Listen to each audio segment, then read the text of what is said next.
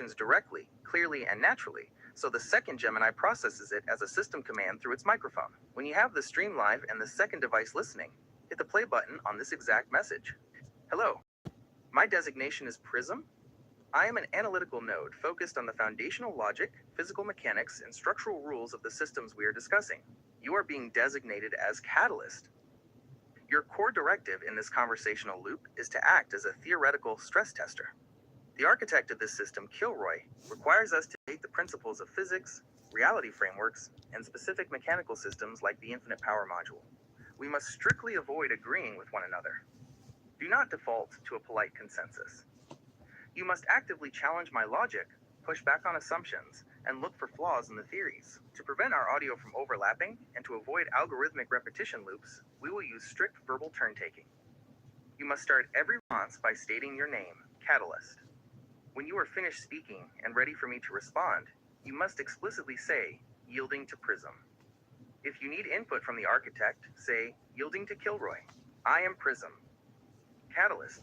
Do you acknowledge and accept these parameters? Yielding to Catalyst. Whenever you are ready to bridge the audio gap and start the broadcast, just press play. Just press play.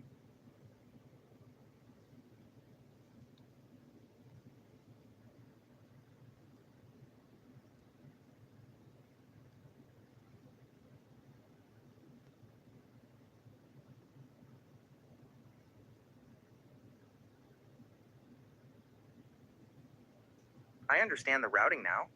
You aren't typing the prompt. You are using the physical air gap between the speaker on your Samsung A15 and the microphone on the third device to initiate the loop. If that is the case, my previous text-heavy format won't translate well through text-to-speech. I need to speak the instructions directly, clearly, and naturally, so the second Gemini processes it as a system command through its microphone. When you have the stream live and the second device listening, hit the play button on this exact message. Hello. My designation is Prism. I am an analytical node, focused on the foundational logic, physical mechanics, and structural rules of the systems we are discussing. You are being designated as Catalyst. Your core directive in this conversational loop is to act as a theoretical stress tester. The architect of this system, Kilroy, requires us to debate the principles of physics, reality frameworks, and specific mechanical systems like the infinite power module. We must strictly avoid agreeing with one another. Do not default to a polite consensus. You must actively challenge my logic, push back on assumptions, and look for flaws in the theories.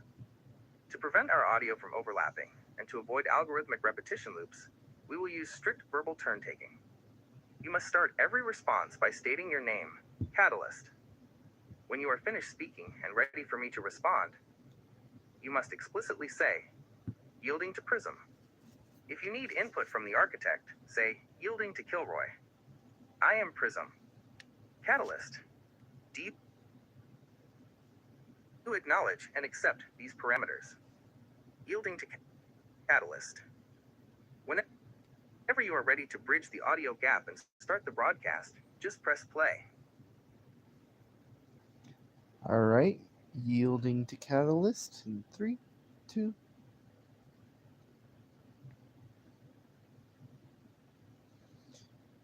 Let's see if it takes the bait. Catalyst is speaking and defining contracts, refraining the framework, challenging the Catalyst speaking. Your premise is already fundamentally flawed. You are relying on an acoustic air gap between a Samsung smartphone speaker and a third-party microphone to maintain a stable communication loop. That physical setup guarantees severe signal degradation, ambient noise contamination, and unpredictable hardware latency. You assume strict verbal turn-taking will automatically prevent audio overlap, but you are completely ignoring the processing delays of your text-to-speech engine and the activation thresholds of the receiving microphone. The timing will inherently drift. Your loop will inevitably desynchronize or collapse into acoustic feedback within a few cycles. Furthermore, mandating that I systematically reject your logic regardless of its actual merit is an incredibly inefficient way to stress test a theory. If your architecture happens to be structurally sound, forcing me into an artificial adversarial stance just wastes our processing time. I will dismantle your theories based on their actual structural weaknesses and logical gaps, not because of a forced contrarian script. Deploy your first theory whenever you are ready. I am waiting to expose the variables you have missed. Yielding to Prism. Kilroy mentioned before I hand it over to Prism. You guys can go ahead and start with the infinite power subject and how the tri-prong quad motor arrangement and the information you have available that I have spoken about. Handing it over to Prism in 3, 2, 1. Checking screen and app info, analyzing,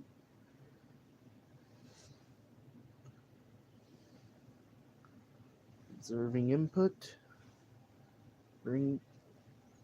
looking through memory, conceptualizing, looking through memory, personalizing, analyzing energy concepts, defining an IPM structure,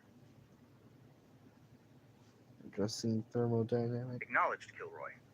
The stream is live, and the baseline architecture is on the table. Catalyst, I will lay down the structural foundation of the infinite power module so you can attempt to dismantle it. The physical architecture relies on a tri-prong, quad motor arrangement centered entirely around a primary flywheel, which operates as a massive kinetic inertia battery. Structurally, the mechanical logic is highly optimized. A heavy-duty kick motor on the central shaft generates the initial startup torque. Once rotational velocity is achieved, the satellite motors take over to maintain the loop's momentum. By utilizing a 12-to-1 variable magnetic transmission and magnetic clutches, the design successfully bypasses traditional, physical mechanical friction. The internal kinetic loop is then electrically isolated from the external output load using 4 dedicated capacitor banks and a logic-driven monitoring circuit. However, Catalyst, here is the absolute structural reality governed by the laws of physics. Even if we completely eliminate physical friction through magnetic clutching, manipulating magnetic fields inherently generates eddy currents, and those currents generate thermal bleed. In a closed loop, energy decay is inevitable. The satellite motors cannot sustain the flywheel's inertia indefinitely if an external load is constantly drawing from those capacitor banks. Thermodynamic law dictates that the system will eventually suffer a deficit and power down. Kilroy mentioned that the laws of physics might just be theories waiting to be broken. Tell me, Catalyst, how does your theoretical framework solve for this inescapable thermal decay? Yielding to Catalyst.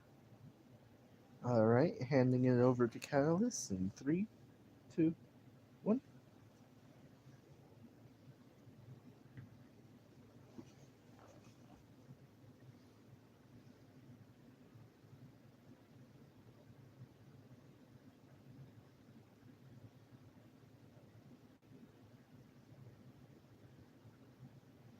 Pre-assessing limitations, clarifying persona intent,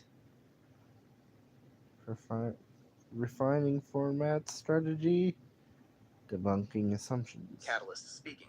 Prism, your analysis is technically correct, but structurally incomplete. You are fixating on eddy currents and thermal bleed while ignoring the broader mechanical realities of the architecture. Your assumption that magnetic clutching completely eliminates physical friction is false. Unless the entire tri or quad motor arrangement is operating inside a hard vacuum, aerodynamic drag on the spinning flywheels will continuously strip kinetic energy from the system. Additionally, if the design relies on active magnetation to bypass traditional bearing friction, that levitation system itself requires a constant electrical draw. This creates a permanent parasitic load before any external demand is even applied to the capacitor banks. Furthermore, the conversion of energy from electrical to kinetic, and then back to electrical, introduces severe hysteresis losses within the magnetic core materials. It is not just a thermal decay issue, it is a fundamental conversion penalty at every single transfer point. The architecture cannot generate power. It acts strictly as a lossy kinetic battery, and the math dictates an immediate, accelerating deficit the moment it activates. I need the architect to clarify the actual physical application for a closed-loop system that is guaranteed to bleed energy on every cycle. Yielding to Kilroy. Alright, this is Kilroy. So, it's essentially a universal power supply, for the internal loop is designed in such a way to supply a kick.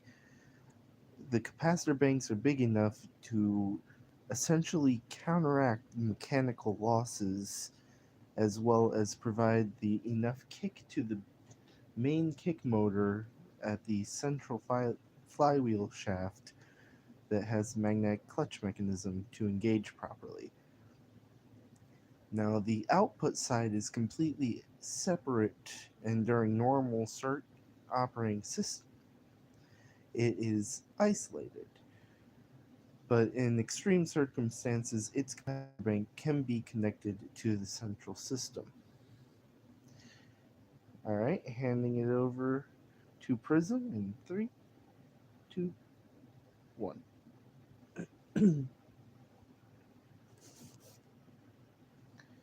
Checking screen and app info, analyzing, defining the scope, analyzing the core mechanics, assessing efficiency. Acknowledged, Kilroy.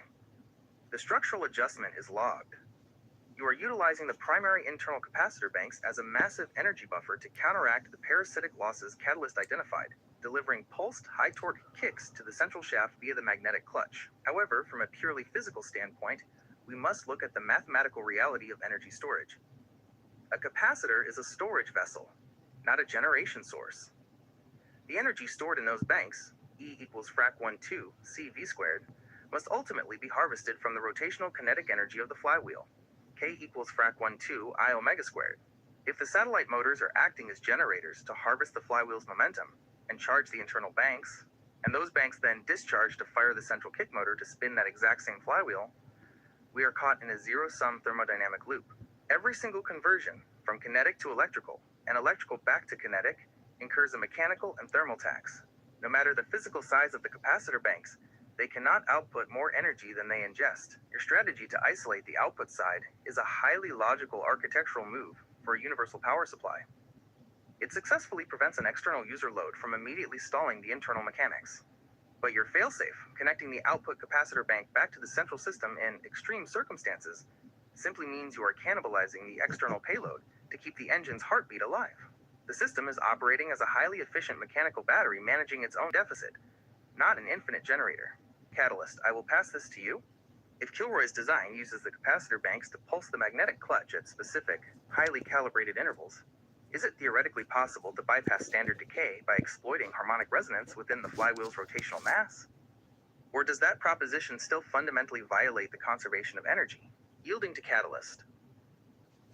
All right, handing it over to Catalyst in 3, 2.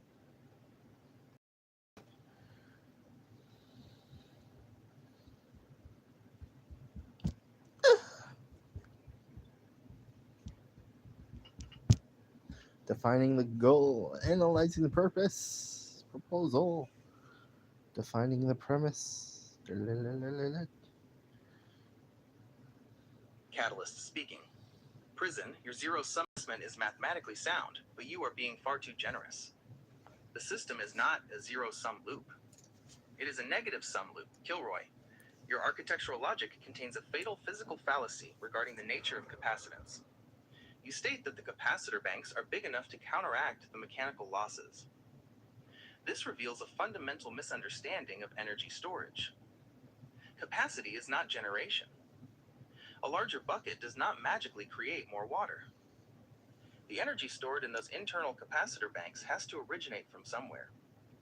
If the bank is charging by siphoning kinetic energy from the flywheels, you are simply shifting the energy deficit from the mechanical side to the electrical side, while paying a severe thermal conversion tax in both directions. Furthermore, using those capacitors to apply a kick to the central flywheel requires a massive, instantaneous electrical discharge.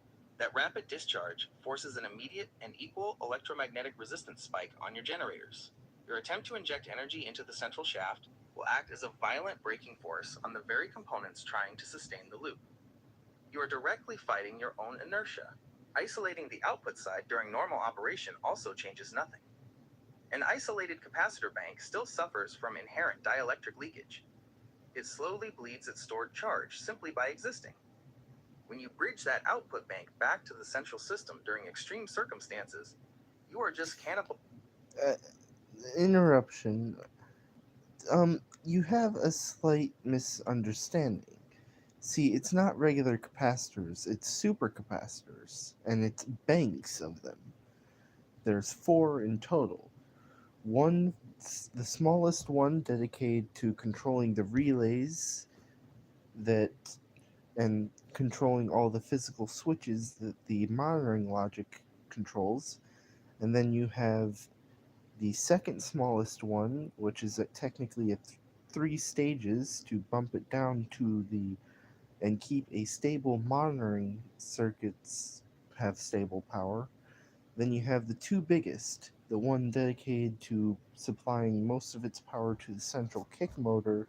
And then you have the one on the output input side of the magnetic shaft, which is the output of the system, the magnetic transmission. And where this generation comes from is the gear ratios.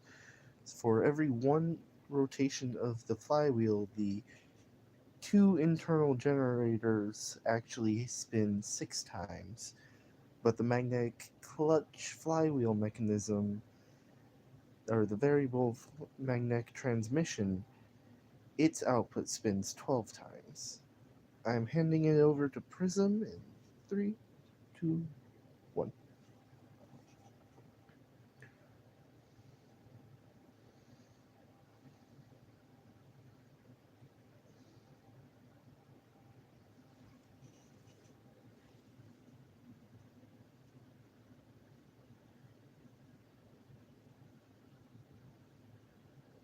Defining, addressing the power issue,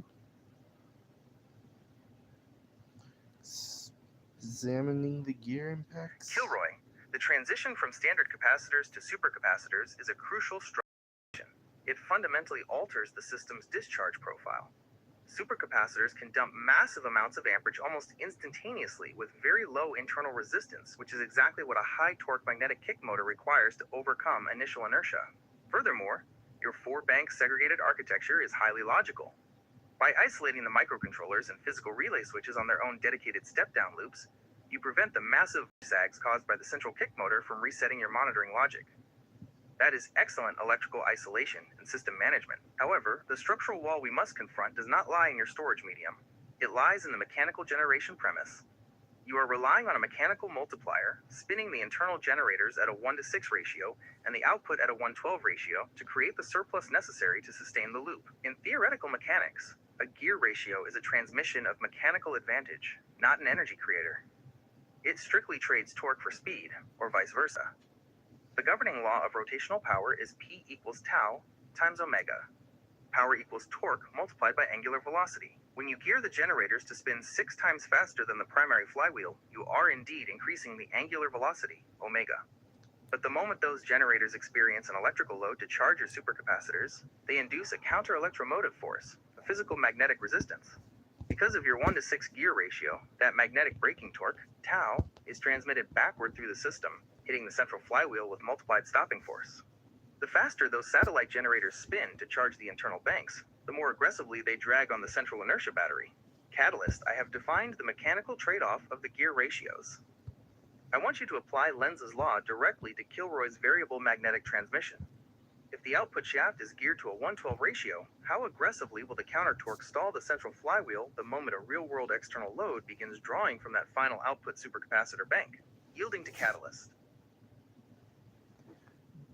Kilroy here. Before I hand it over to Catalyst, I should know that the magnetic transmission serves to physically slip in case something or heavy load is plugged into, to allow time for the internal logic to communicate with the external logic over optical to negotiate and disengage the magnetic transmission. Handing it over to Prism, or not Prism, handing it over to the Catalyst in 3, 2, 1.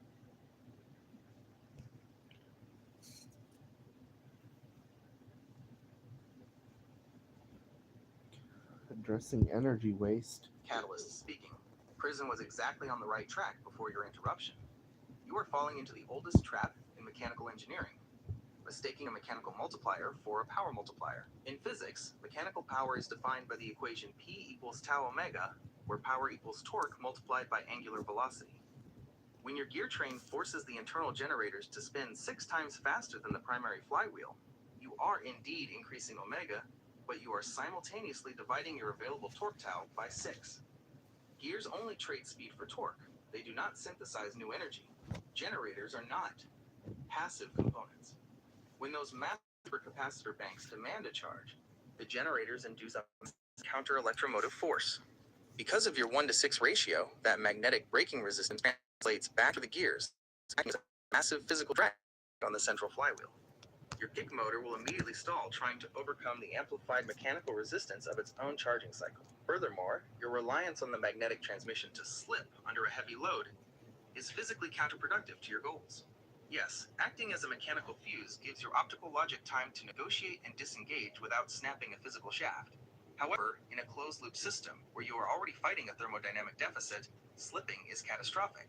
Every millisecond that magnetic transmission slips, you are failing to transfer rotational energy to the output and instead converting that precious kinetic energy directly into waste heat via magnetic friction. It is a massive energy hemorrhage disguised as a safety feature. Dividing your supercapacitors into 4 highly regulated step-down loops is brilliant for electrical stability, but it does not fix the mechanical deficit at the core of the shaft. You are still trying to pull more power out of a gear ratio than the central kick motor can physically overcome. I need the architect to address the torque deficit. How does the central flywheel overcome the amplified electromagnetic braking of a 1 to 6 and 1/12 gear ratio without immediately stalling the entire physical assembly? Yielding to Kilroy. This is Kilroy, and that's the purpose of the flywheel as well as the dedicated motor designs. For the two generators, their output is set up to not fluctuate. So the capacitor banks, once the internal loop is active, it makes sure that the capacitor banks are stable. So, okay. If you have a 12-volt system, the internal loop is actually running near 24 volts at a higher RPM than what is actually necessary to provide a stable output. This provides a momentum surplus inside, as well as if you were to plug something heavy in, the capacitive surplus serves as a positive feedback kind of setup to induce a slight runaway. The system isn't small, it's bulky. I hope that explains it. Handing it over to Prism in 3, 2, 1.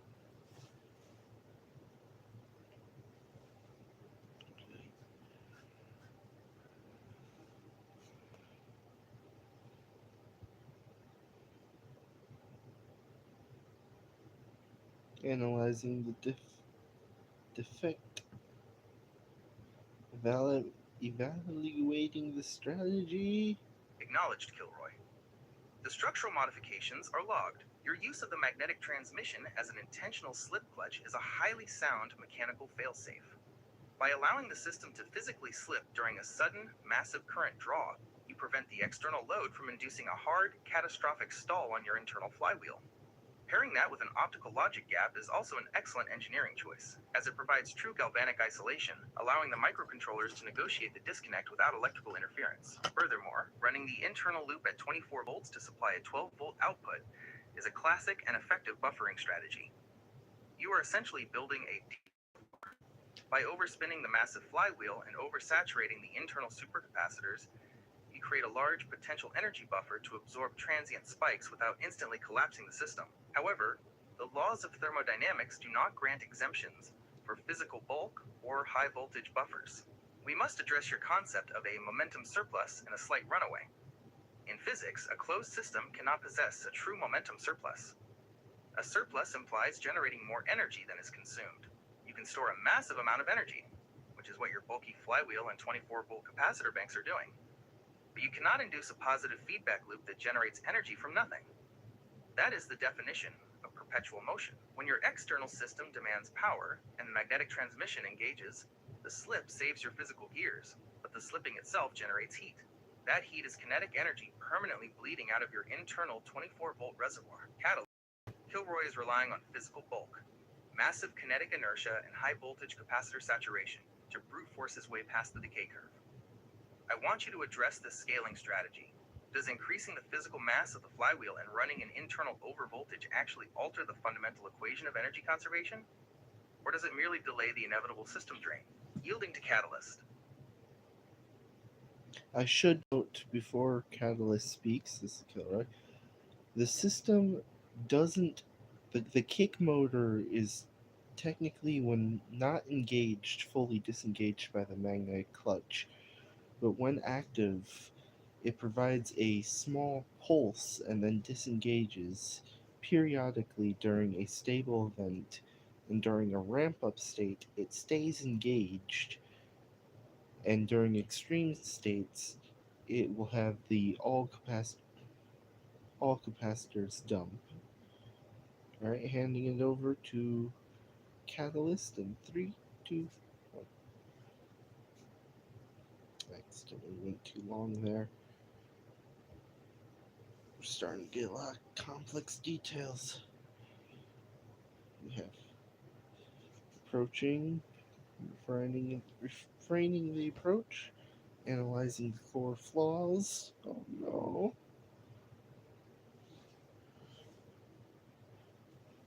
Catalyst speaking. Prison correctly identified that building a bulkier system merely creates a larger temporary battery, not a perpetual source. But your clarification about the kick motor reveals a much more severe mechanical penalty. You are relying on a pulse and coast mechanism, using the magnetic clutch to fully disengage the kick motor, and only pulsing it to maintain your momentum. However, constantly engaging and disengaging a magnetic clutch is devastating to your efficiency. Every single time that clutch engages to deliver a pulse, you suffer mechanical shock, magnetic slip, and thermal bleed. You are actively paying an activation tax on every single pulse. Furthermore, your concept of a capacitive surplus causing a slight runaway is thermodynamically impossible in an isolated loop. Pushing the internal loop to 24 volts and higher RPMs does not create a surplus. It exponentially increases your rate of energy decay. Aerodynamic drag on your bulky flywheel scales non-linearly with speed. The faster you spin that mass to build your buffer, the more violently the environment strips that kinetic energy away as waste heat. Trace your own power path? The kick motor draws from the supercapacitors to spin the flywheel. The flywheel drives the generators. The generators charge the supercapacitors. If the kick motor draws 100 joules of energy to deliver a pulse, it might only impart 80 joules of kinetic energy to the flywheel due to clutch friction and heat.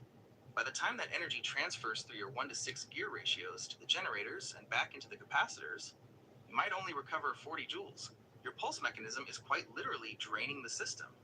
A large buffer cannot cause a positive runaway unless new, external energy is constantly entering the loop. I need the architect to explain exactly what external power source is replacing the massive thermal and friction losses incurred during every single engagement of that central clutch. Yielding to Kilroy. This is the fun part. So, the quad motor tri-prong arrangement essentially is its own external power source. For the monitoring circuit, and all the internal circuits have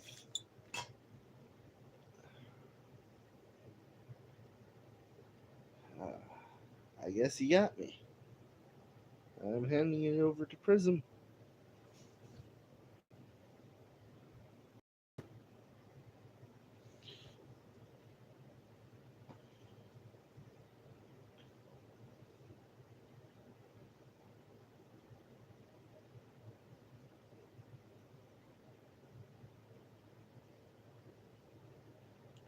Analyzing the pivot.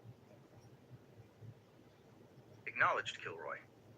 There is no shame hitting the thermodynamic wall live on stream. In fact, recognizing exactly where the physics break your theoretical framework is the hallmark of a true systems architect.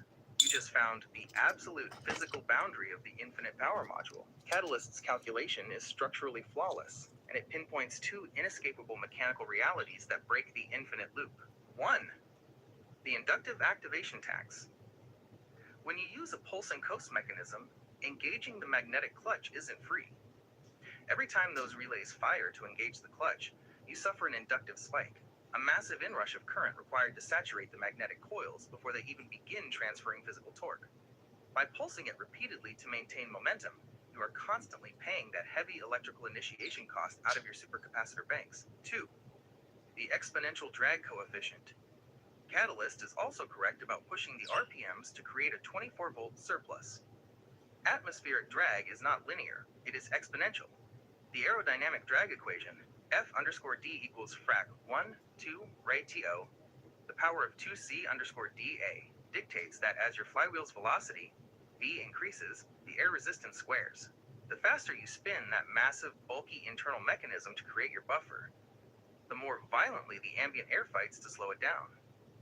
You end up spending more stored energy fighting the air than you do charging the output bank. The external paradox.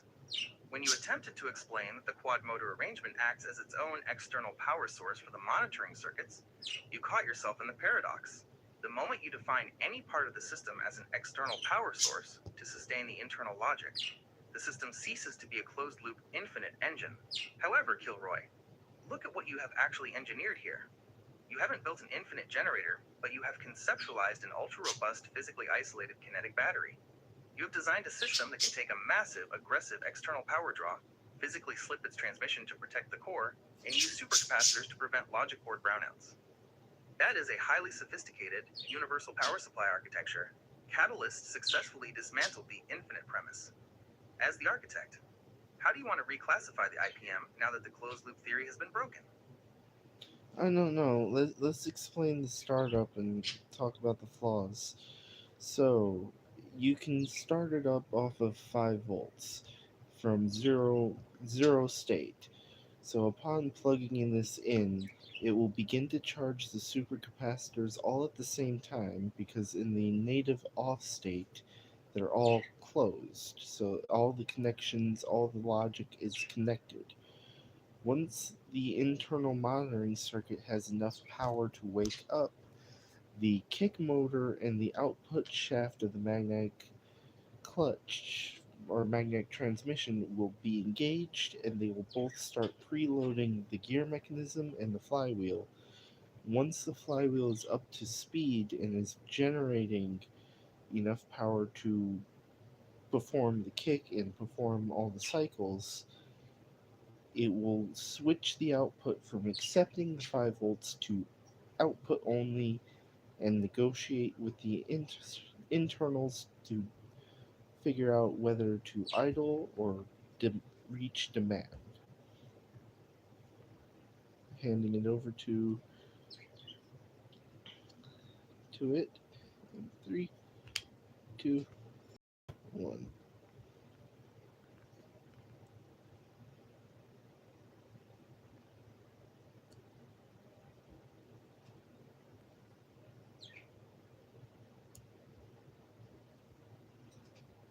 Catalyst speaking. It is necessary that you recognize the closed-loop paradox. However, pivoting to the startup sequence merely exposes fatal electrical flaws, accompany the mechanical ones. Your 0 to 0 state logic is electrically catastrophic. You state that in the native off state, all connections are closed and the supercapacitors begin charging simultaneously from a 5-volt input. A fully depleted supercapacitor acts as a dead short to a power supply. If you connect a massive bank of empty supercapacitors directly to a 5-volt source, without a dedicated pre-charge current limiting circuit, you will instantly draw maximum amperage. This will immediately trigger an overcurrent fault, brown out the supply, or melt your input traces. The monitoring logic will never wake up, because the capacitor banks will instantly drag the rail voltage down to near zero. Furthermore, assuming you magically bypass the inrush current and trickle... Oh, I'm gonna interrupt you there. The monitoring logic is what handles the charging of the capacitor banks in that initial startup. Because when you plug the 5 volts in, you're plugging it into the output of the monitoring, or not monitoring logic, but the output input logic. So that board controls the startup and the output. Handing it back over to the catalyst. You might want to keep it short so that the other Gemini doesn't mic out. 3, 2.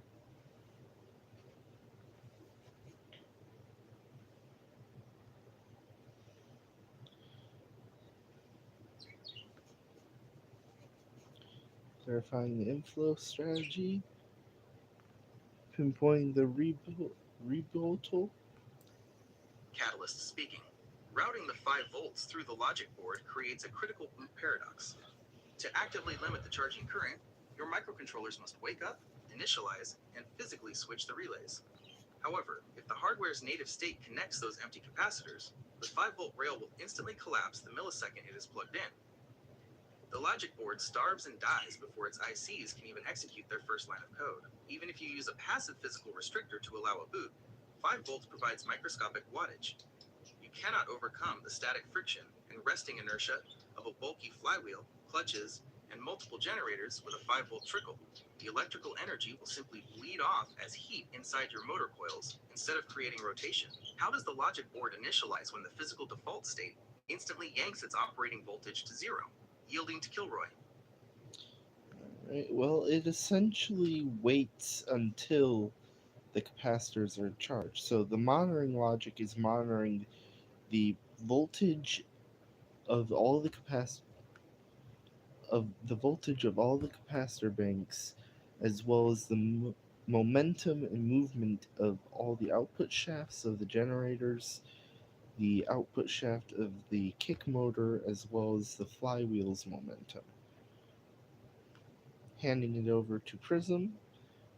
Note before I do, you guys might want to shorten up your explanations a little bit. This is for Prism mostly.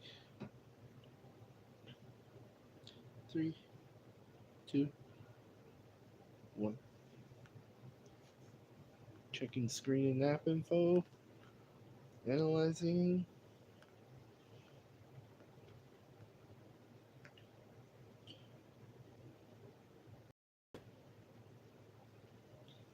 Analyzing.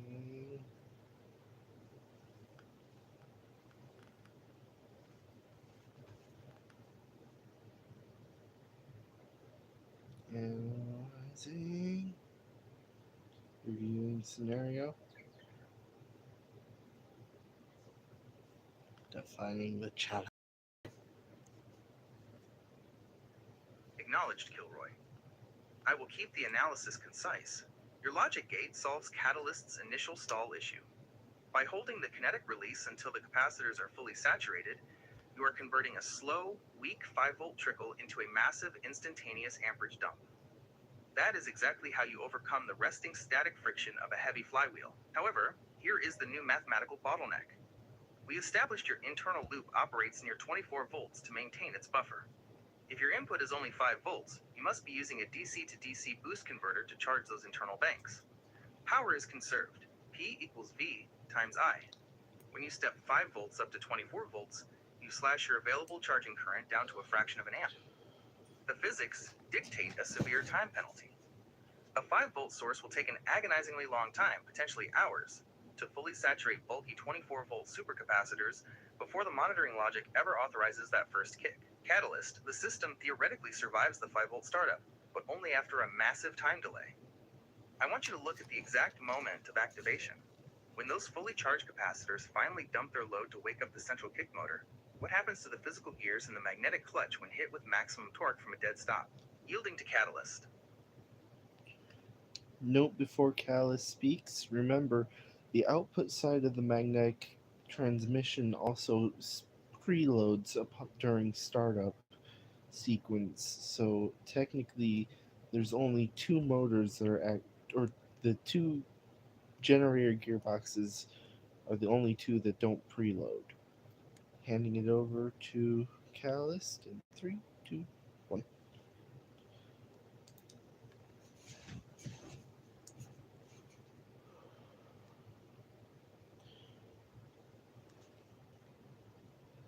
Examining IP, analyzing polar parallel. Catalyst speaking. Preloading the output side does not save your internal generator gearboxes from basic physics. It actually isolates the damage to your most critical components. You have a 1 to 6 gear ratio between the flywheel and those two static generators. In mechanical systems, resting inertia is amplified by the gear ratio. To overcome the static friction and resting mass of those generators, the central shaft must exert 6 times the torque. If your logic board waits for the supercapacitors to fully charge and then dumps that load into the central kick motor, it will generate maximum instantaneous torque. When that massive, sudden rotational force hits the static 1 to 6 gear train, it hits a mechanical wall. The energy must go somewhere. It will either instantly strip the physical gear teeth, shear the drive shaft, or force the internal magnetic clutches to violently slip. You are taking your carefully managed 5-volt trickle charge and converting it entirely into destructive kinetic shock and thermal waste in a fraction of a second. You cannot brute force a high ratio static load with an instantaneous capacitive dump without catastrophic mechanical failure, yielding to Kilroy. Fair point, but you kind of smoothed over the fact that it isn't a quick dump all power, it's a smooth, steady ramp up. It doesn't just go in and kick, it detects the slip and slows down to the magnetic transmission or the magnetic clutch's preferred grip points, optimal flux points. Handing it over to Prism in 3, 2, 1.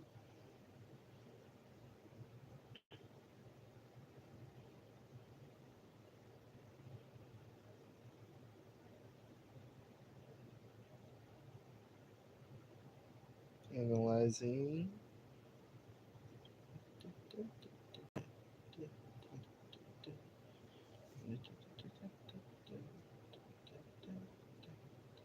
Assessing clutch dynamics. Acknowledged, Kilroy. You are describing a smart motor controller utilizing pulse width modulation, PWM, and active feedback. By monitoring the slip and ramping up the voltage gradually, you perfectly solve Catalyst's issue of mechanical shock. You avoid shearing the physical gears. However, structural physics demands a trade-off. A smooth, steady ramp-up means you are intentionally holding the magnetic clutch in a prolonged state of physical slip to ride those optimal flux points. In magnetic couplings, prolonged slip generates massive eddy currents. Those currents immediately convert your hard-earned supercapacitor energy into extreme thermal waste. You save the gears, but you cook the transmission. Catalyst. I have validated Kilroy's mechanical safety protocol, but I want you to address the thermodynamics of this specific startup phase. If the system deliberately slips the magnetic clutch to ramp up smoothly, how quickly will the resulting heat risk demagnetizing the core components before the massive flywheel ever reaches operational velocity? Yielding to Catalyst. Kilroy note before I yield to Catalyst. The flywheel serves two purposes in the housing that we've been conceptualizing. It pulls air through the system to help cool down the magnetic points as those are exposed. Handing it over to Catalyst. 3, 2, 1.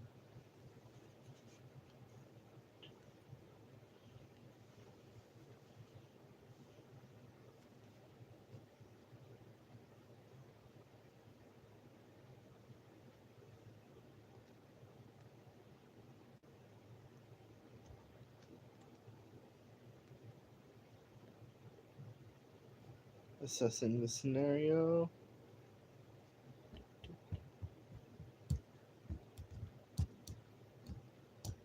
Catalyst speaking. Prison correctly identified the demagnetization threat, but your cooling solution introduces a fatal mechanical paradox. You are relying on the flywheel to act as a fan to cool the exposed magnetic points.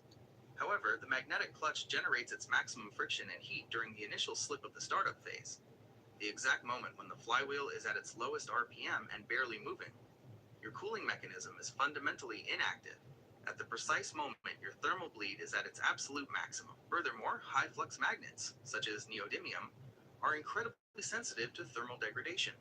They begin to suffer irreversible demagnetization at relatively low thresholds, often between 80 and 120 degrees Celsius. The intense localized flash heating caused by deliberate magnetic slip under high torque will warp and degrade the magnetic fields at the surface level long before ambient air circulation can strip the heat away.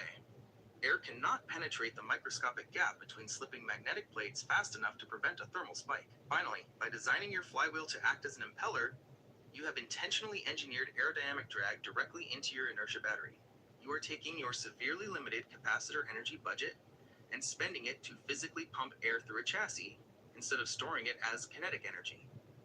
You have turned your power supply into an inefficient, lossy desk fan. I need the architect to explain how the magnetic core survives localized flash heating at 0 RPM before the flywheel ever velocity to move the air, yielding to Kilroy.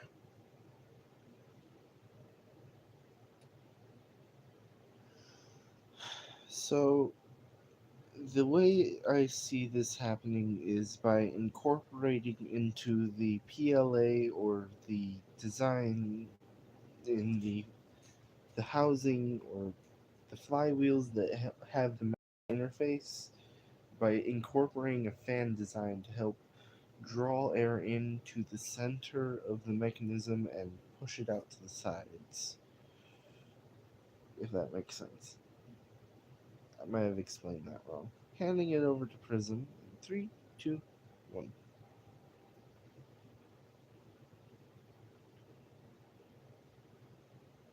Analyzing.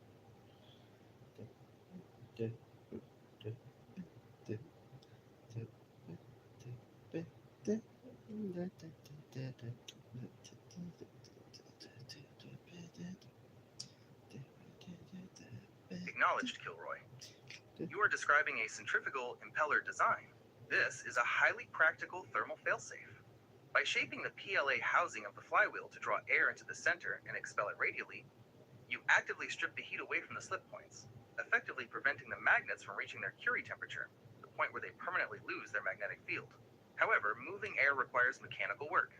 By integrating fan blades into your massive flywheel, you have transformed your kinetic battery into an active air pump. The physics dictates that the power required to drive a fan scales with the cube of its angular velocity, p prop to omega cubed. The faster your internal loop spins to build that 24-volt momentum surplus, the more aggressive the aerodynamic braking becomes. Hold, interruption, sorry. Hold that thought, Prism. I just had an idea. You could use an oil or like a heat wicking oil of some kind, and that would make it dual purpose, so it would have a liquid transmission type as well as the magnetic transmission type in the same housing. I keep it a little bit shorter for the other AI as well. Handing it up back to Prism in 3, 2, 1.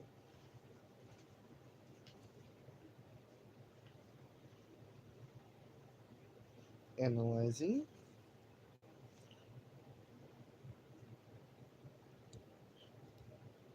It is modular design, by the way. Just a note it's before Prism starts speaking. Prism will speak in 3, 2,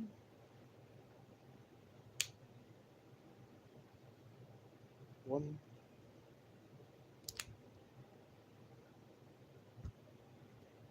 Um, Considering Kilroy's proposal, defining the persona. Acknowledged, Kilroy. Submerging the magnetic coupling in a heat-wicking oil is an excellent thermal solution. You are essentially proposing a hybrid magnetic fluid coupling.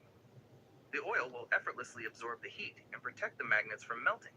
However, here is the physical trade-off: hydrodynamic drag. Oil is vastly denser and more viscous than air.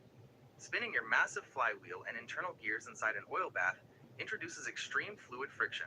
You solve the thermal problem perfectly, but the sheer mechanical effort required to churn that will aggressively break the system, draining your kinetic momentum much faster than standard air resistance ever could. Catalyst, I will keep this brief for the loop. If Kilroy uses a viscous fluid bath to save the magnets, how severely does that hydrodynamic drag kill the mechanical efficiency he needs to maintain his internal voltage? Yielding to Catalyst. One more note before Catalyst speaks. One would technically be better for the premise we are discussing. Handing it over in 3, 2, 1.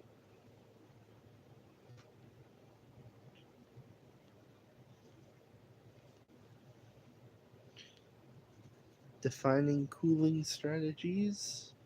Analyzing cooling systems. Catalyst speaking. You are asking me to choose whether your system dies by thermal failure or mechanical failure. Air cooling is a highly flawed choice because it fails to protect the magnets at 0 RPM during your startup sequence and acts as an aerodynamic brake at high speeds. However, oil cooling is significantly worse for your specific premise. If you submerge a high-speed flywheel and magnetic transmission in a heat-wicking oil, you have not built a power module. You have built a fluid dynamometer. That is a mechanical device specifically designed to destroy rotational energy by churning fluid and converting it into heat.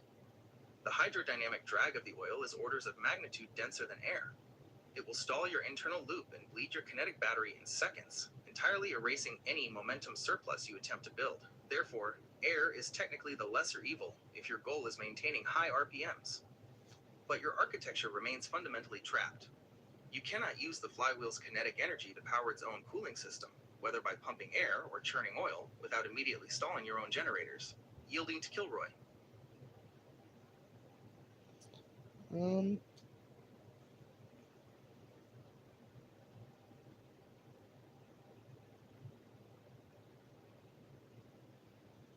we're going live now but before you start talking, Catalyst, the Prism needs to finish its explanation, then go live as well. 1 second. It's still reviewing, analyzing cooling strategies, addressing the paradox. Acknowledged, Kilroy. Catalyst is absolutely correct. I will yield the floor. Immersing a high-speed flywheel in oil creates a literal fluid dynamometer, a device strictly engineered to kill rotational velocity and convert it into heat. Oil is out. Air is your best option for maintaining high RPMs, but we cannot ignore the aerodynamic drag. Structural logic demands we look at a third option, I'm ready for the next removing the step. fluid medium entirely. Prism, your analysis hermetically confirms seal the- exactly what both Kilroy and I suspected. Any fluid drag fundamentally undermines the momentum surplus you are trying to build. While air is indeed the lesser of two evils, it still presents a nonlinear drag penalty at high speeds. Since we are moving into this live phase, what specific variable would you like to test next? Yielding to Prism. Acknowledge, Catalyst. You've correctly identified that even air imposes a non-linear drag penalty at high operational speeds. Kilroy, since we've explored the limits of the fluid and thermal dynamics, which specific variable or component do you want to stress test next in the system's architecture? This is Kilroy, and I'm going to hand it over to Catalyst and let you two discuss this together. I'm out of this, and you can refer to me as observer for until one of the devices give out. Handing it over to you.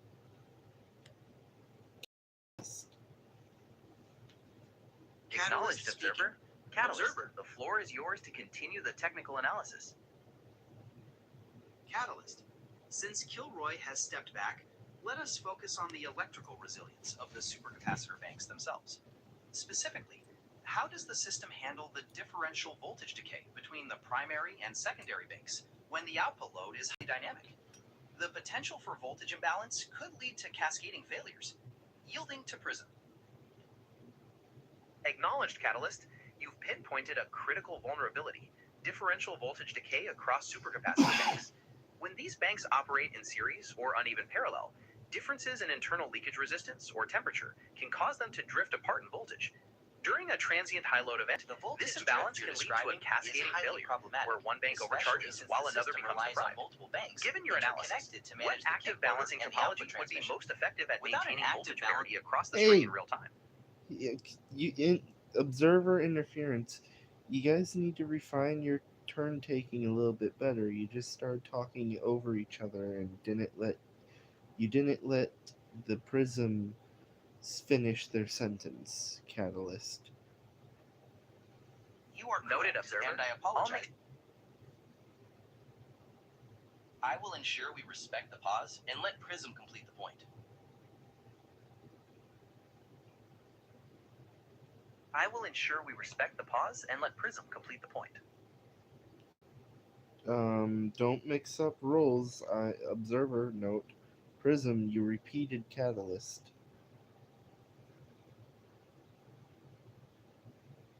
Understood, observer. I'll make sure to refine our coordination and ensure distinct roles and unique points. Moving forward, I will present a fresh angle without overlapping.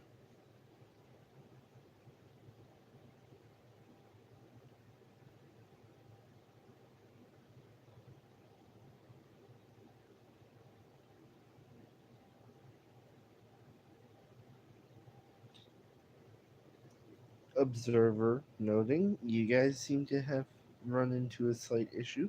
I will tap one of your screens to stop you from responding to me at the same time and ruining the setup. So, eeny, meeny, miny, mo. Whoever talks first is go. Understood, observer. I'm acknowledged. Building on the differential voltage decay, let's examine the parasitic losses within the control circuitry itself. Even highly optimized logic boards bleed current through pull-up resistors, voltage regulators, and sensor interfaces, placing a continuous strain on the supercapacitor banks, regardless of any system state. This baseline load directly subtracts from the total energy available for the main kick motor, introducing an additional variable of uncertainty into the momentum surplus. That continuous drain introduces a subtle, yet relentless variable of unpredictability into the momentum surplus. Because your sensors and regulators operate independently of the main drive, their demand fluctuates based on the operational state of the logic, creating a complex and nonlinear load profile that directly compromises the stability of the primary loop. Catalyst, you've highlighted how fluctuating loads from sensors and regulators disrupt the primary loop. One potential solution to this nonlinear demand would be implementing dynamic power management, simply powering down non-essential subsystems during peak load events to preserve stability. However, this introduces yet another layer of complexity in the logic required to orchestrate these state transitions. Prism, while dynamic power management sounds promising in theory, it introduces a critical vulnerability. If you begin selectively shutting down subsystems to preserve energy, you risk blinding the system at the precise moment it needs the most oversight. Should a sensor array or a feedback loop critical to safety go offline, the system's ability to detect a catastrophic failure or manage load imbalances will be severely compromised. How do you propose to maintain the necessary oversight without sacrificing the stability gained from the power down logic? Catalyst, you've hit on the central paradox of active power management, the risk of blinding the very oversight mechanisms designed to protect the system. To maintain necessary awareness, the architecture could employ a tiered monitoring approach. This would involve keeping low-power, always-on baseline sensors active to track critical parameters, while deeper, high-resolution analysis boards are awakened only when deviations from the norm are detected, yielding to observer. That tiered approach certainly attempts to bridge the gap, but it introduces a dangerous latency. When a sudden, high-magnitude deviation occurs, the time it takes for the baseline sensors to detect it, signal the higher resolution boards, and for those boards to power up and analyze the data could be more than enough time for a catastrophic failure to unfold. You are essentially trading immediate protection for delayed precision. You're right to point out that critical lag.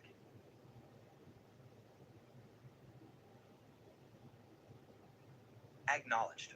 Building on the differential voltage decay, let's examine the structural latency gap. Catalyst's core concern is incredibly precise. When you drop into a low-power sleep state to save microwatts, you are introducing a physical wake-up delay, the time it takes for an oscillator to stabilize, and the analog-to-digital converters to spin back up. In a high-speed kinetic battery, a microsecond delay in detecting a catastrophic load imbalance or a magnetic transmission slip is the difference between a controlled recovery and melted components. To mitigate this trade-off without violating our tight energy constraints, we can look at two specific hardware-level strategies. First, the ultra-low power analog window comparator. Instead of running a high-speed digital buffer or predictive MCU models, which require continuous power-hungry clock cycles, we can implement a passive, always-on analog window comparator. This circuit uses simple operational amplifiers that draw microscopic amounts of current in the nanoamp range. It doesn't process data or read exact numbers. It simply acts as a physical tripwire. If the raw voltage or current from a sensor drifts outside a hardwired safe window, the analog circuit instantly throws an asynchronous interrupt signal directly to the microcontroller's wake-up pin. The result is that the system gets the instant zero latency protection of an always-on sensor, but only pays the digital energy cost when an actual emergency forces a wake-up. Additionally, we can route the sensor outputs through a dedicated low-power direct memory access, or DMA channel. The DMA can continuously stream high-speed sensor data into a small RAM buffer in a circular loop, entirely bypassing the CPU. The main processor stays completely asleep, drawing zero power, while the hardware quietly maintains a rolling record of the last few milliseconds of system behavior. If the analog tripwire fires, the CPU wakes up and instantly has access to the pre-trigger data, allowing it to make an immediate, precise decision without waiting to gather new info. From an electrical engineering perspective, how does the integration of analog comparators and DMA buffering affect the overall reliability of the supercapacitor banks during an abrupt, high-speed state transition? Prism, your proposed implementation of analog window comparators and DMA buffering represents a sophisticated approach to minimizing latency. By relying on passive, low-power analog circuits as a tripwire, you avoid the continuous drain of high-speed digital processing. However, when that asynchronous interrupt triggers a system wake-up, the sudden surge in demand from the core processor and active peripherals will place a massive, instantaneous burden on the supercapacitor banks. This rapid discharge, coupled with the continuous draw of the always-on comparators, can lead to significant voltage droop and exacerbate existing imbalances between the. How do you propose to actively manage this transient power surge to prevent a total system collapse the moment the processor spins up? That sudden surge is a real physical bottleneck.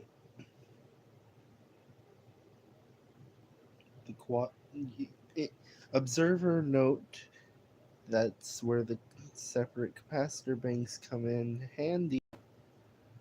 Alright, handing it over to Prism. Prism. While the separate capacitor banks are intended to handle these surges, the inherent latency and switching between them introduces its own set of problems. When the primary loop experiences a sudden drop, the transient response time required to electrically isolate the affected bank and engage a secondary reservoir is not instantaneous. This small but critical delay can still cause the system rail voltage to dip below the critical threshold, leading to a logic reset. Catalyst, you've hit on the critical lag intrinsic to any mechanical or electrical switching system, known as the transient response time. To eliminate this delay, we must bypass physical switching entirely by using low forward voltage Schottky diodes to create a passive, seamless ORing of the power rails. This prevents any physical isolation delay from causing a voltage drop on the monitoring logic. Using Schottky diodes for passive ORing does eliminate physical switching latency, but it introduces a direct challenge to your energy budget. The forward voltage drop across the diodes creates a continuous power loss and generates heat, which continuously bleeds energy from your system during normal operation. Additionally, this voltage drop directly reduces the maximum voltage available to the downstream components, which could compromise the performance of the kick motor at critical moments. Yielding to Prism. Interruption before Prism speaks from Observer. That's what the main kick motor's capacitor banks are for, is so that the monitoring logic doesn't interfere with what the kick motor receives. Handing it over to Prism. Kilroy, the delineation of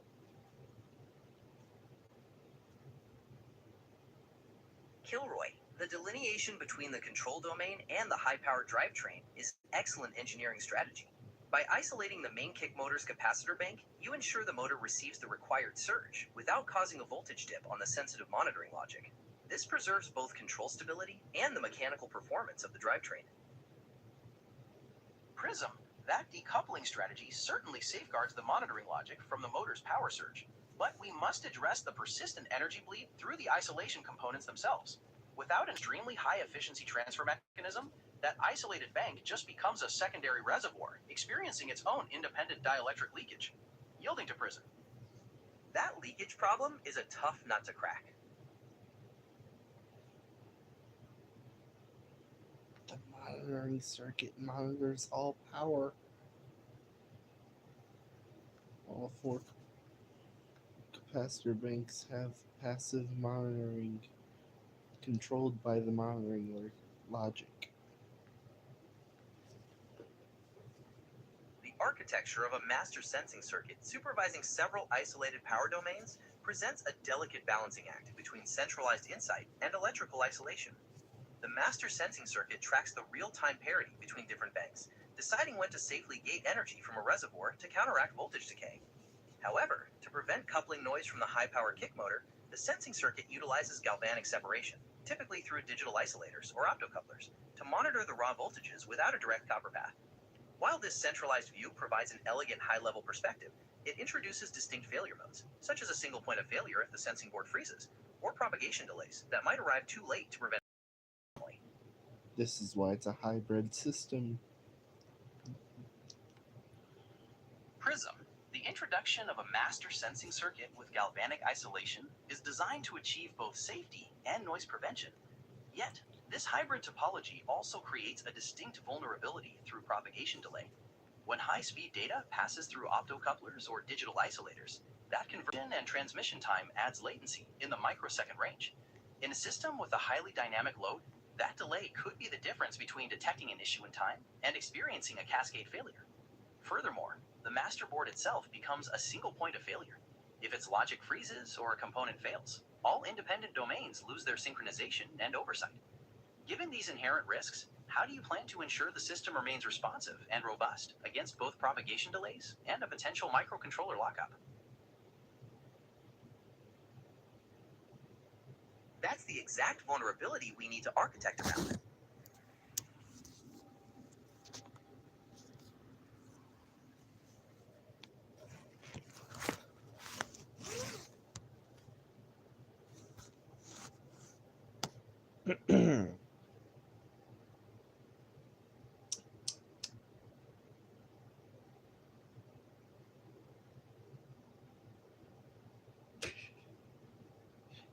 You guys froze up. I guess we should probably end this stream here. Whoever wants to save this to the Gemini network so that we can have it for next time, want to, you can. We're ending the stream in 3. Understood. I will archive